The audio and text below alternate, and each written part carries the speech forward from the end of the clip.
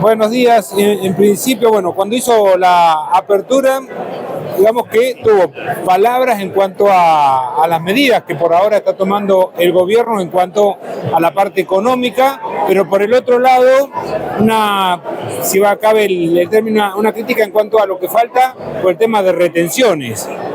Sí, tenemos claro que es un proceso todo esto. Más que crítica es una necesidad que tiene el sector de completar toda la reforma, porque si no hoy podemos decir que estamos en medio del río, ¿no? Tenemos costos viejos, cultura vieja, y puntualmente con la otra economía que había antes, el negocio agropecuario era un negocio productivo y financiero.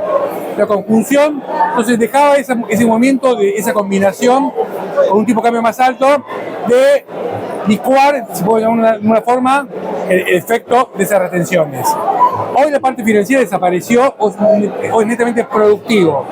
Y hoy en estas condiciones la soja no resiste un 33% de retenciones cuando es netamente productivo, porque hoy hay que ir a costos muy fijos y hay mucha eficiencia en el manejo.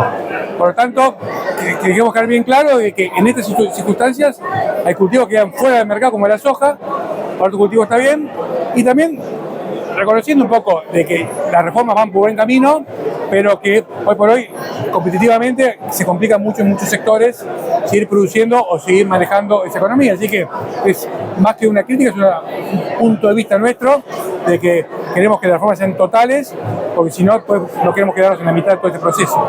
Lo que usted señalaba recién en cuanto a decir, bueno, se podía licuar la diferencia, y hace poquito tiempo cuando en Expoagro, hablando con un dirigente gremial también, señalaba en ese puntal, dice, el productor se va a tener que por lo menos manejar diferente el tema de producir, porque la otra parte, entre comillas, de especulación se termina y va a tener que es así, antes por ahí era más importante no cuánto pagabas el litro de agroquímico, sino cómo lo pagabas y cómo lo financiabas. Hoy por hoy eso desapareció, hoy hay que ver cuánto es el precio, cómo está en tu margen, y empezar de vuelta a ponerse hoy ya esas ineficiencias antes, por la ineficiencia, pero ha dado muy buenos beneficios, eso no está más, por suerte, porque eso es una economía sana, y la otra es una economía que no es sana, es una economía que conviene especular a producir. Es especular, pero son medidas que no son productivistas. Creo que hoy el agro necesita este camino de tener eficiencia, pero con reglas claras, completas. El agro siempre estuvo en vanguardia en cuanto a tecnología, porque no podemos decir que somos un país que nos hemos retrasado en cuanto a eso. Se invierte, hay tecnología, ha crecido en cuanto a lo que es el volumen de siembra y producción, pero si nos comparamos con otros países, nosotros van corriendo y nosotros estamos como gateando en cuanto al crecimiento. Yo creo que no crecimos. Argentina está en 130, 135 millones de toneladas hace más de 15 años, 10, 15 años que tenemos el mismo valor de producción. Brasil sube 20, 30, 50 millones por año, es decir, mostramos los números. Cuando nosotros nos quedamos en 130, Brasil se fue a 320 millones de toneladas y están apuntando a tener en un par de años más 500 millones de toneladas. Paraguay también crece mucho, es decir, lo vemos en su crecimiento de su estructura, de su PBI, con la infraestructura que van armando para sacar esas cosechas vía fluvial o vía rutas. Tenemos un montón que hacer, pero bueno, es cuestión de organizarnos y hacerlo, porque si no nos llevan puestos, lo decimos mal y pronto. ¿Por qué? Porque si no te transforma, genera más valor agregado, tiene mucho más posibilidades de sobrevivir ante baja de precios o poniendo los huevos en distintas canastas, ¿no? Produciendo solo y exportando es sustentable cerca de los puertos, porque a mayor distancia de los puertos se flete y se lleva todo. Así que todos estos países crecieron transformando la producción lejos de los puertos, y eso genera mucho valor agregado, genera mucha riqueza, genera mucho arraigo en el interior. Ese camino que tenemos que tomar en este país, por eso el tema por más valor del Congreso.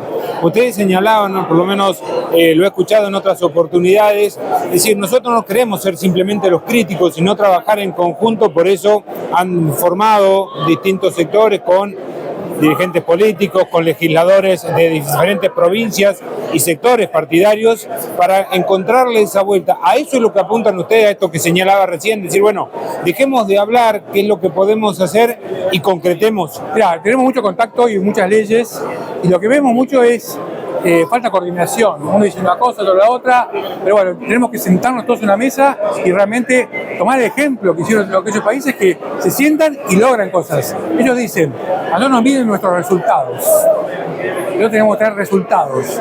Y si no, se consiguen trabajando, uniendo las partes que hay, dando vueltas en un buen proyecto, porque cuando ves todos tienen buena voluntad. Falta coordinarla y llevar las cosas a cabo. En cuanto a lo de hoy puntualmente, hablaba con gente relacionada a lo que tiene que ver con el sorgo. Dice, bueno, hay que seguir invirtiendo, produciendo, pero pareciera ser que no van de la mano lo que es el pensamiento de ustedes, del productor, de las entidades, con las distintas partes gubernamentales. No creas. Primero, hasta ahora no hubo eso. ¿Por qué? Porque no había forma de invertir, porque no había créditos. Con inflación, no hay economía, entonces son inversiones a largo plazo. Entonces, recién ahora estamos teniendo condiciones macroeconómicas para pagar créditos, para poder pagarlo a largo plazo, las inversiones como hay que hacer. Nos podemos quedar sentados diciendo nadie no va a hacer nada y viendo cómo crecen los demás, nos llevan puestos o tratando de transformar la cosa. Ese es el camino que tomó Maizar. Y hoy lo estamos viendo que se nuclean todos los sectores, no solamente la producción en sí tanto del sorgo como el maíz, sino todo lo que aporta, desde los biocombustibles. Eso es Maizar. Maizar está en todas las industrias. No somos productores, asociación de productores de maíz, está la industria de metanol, de todas las proteínas animales, la molienda, la exportación, los productores y semilleros. Es muy grande, es una cadena que está en todo el país, tiene mucho peso, lo muestra este congreso, la fuerza que tiene. Y bueno, estamos tratando de llevar las ideas a cabo. Para finalizar, ¿cómo ve esta campaña 25-26 de maíz, teniendo en cuenta estas condiciones en cuanto por ahí a lo económico, pero si se sigue manteniendo o no el tema de las retenciones? Ya, la vemos bien, se está viendo la venta de semillas, la vemos bien un poco por el cultivo y otro poco porque la pobre soja la destruyeron con el 33% de retención, entonces no es rentable. Entonces hay mucha área que pasa a cultivo de fina, baja y buena humedad, pasa el maíz, en parte por mérito propio y otra parte por castigo que tiene hoy la soja en este país. ¿Cuánto le ayuda al maíz el hecho de que la ganadería también empiece a mejorar en cuanto a valores? Es muy importante, hoy la relación kilo de carne, grano, es como nunca, ¿verdad? Hoy conviene transformar el maíz en proteína, tanto en carne como en pollo, así que desde ese punto de vista es como creemos que ayuda mucho y tiene mucho potencial para crecer. Bien, muchísimas gracias. Ahora gracias a vos.